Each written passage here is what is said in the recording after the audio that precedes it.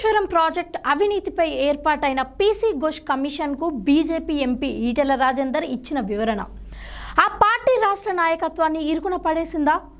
కేసీఆర్ను వెనకేసుకొచ్చేలా ఈటెల మాట్లాడారని భావన బీజేపీ నేతల్లో కలవరం రేపుతుందా అంటే అవునని అంటున్నాయి కమలం వర్గాలు.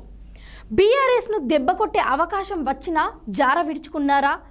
కేసీఆర్ కుటుంబం అవినీతికి పాల్పడుతున్నారంటూ బీజేపీ ఈటెల వాదనతో కన్ఫ్యూజన్లో పడిందా?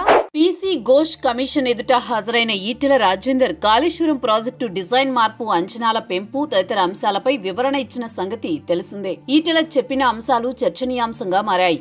కేసీఆర్ను వెనకేసుకొచ్చేలా ఈటెల మాట్లాడారంటూ అధికార కాంగ్రెస్ తీవ్ర విమర్శలు చేసింది.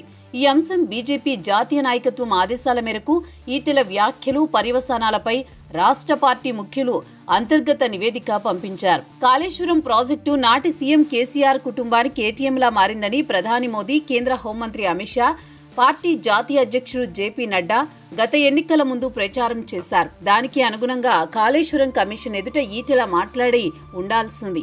అంతేకాకుండా కేసీఆర్ అవినీతి గురించి ఈటెల పల్లెత్తు మాట కూడా ప్రస్తావించకపోవడం ఇబ్బందిగా మారింది.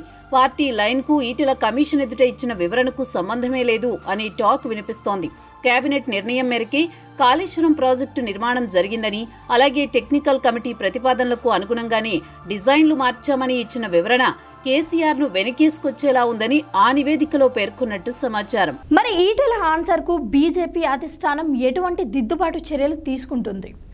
ఈటెలకు దీనిపై క్లారిటీ అడిగే అవకాశం ఉందా? ముందు గొయ్యి వెనక నుయ్యి అంటే బహుశా ఇదేనేమో అంటున్నారు విశ్లేషకులు. నమస్తే.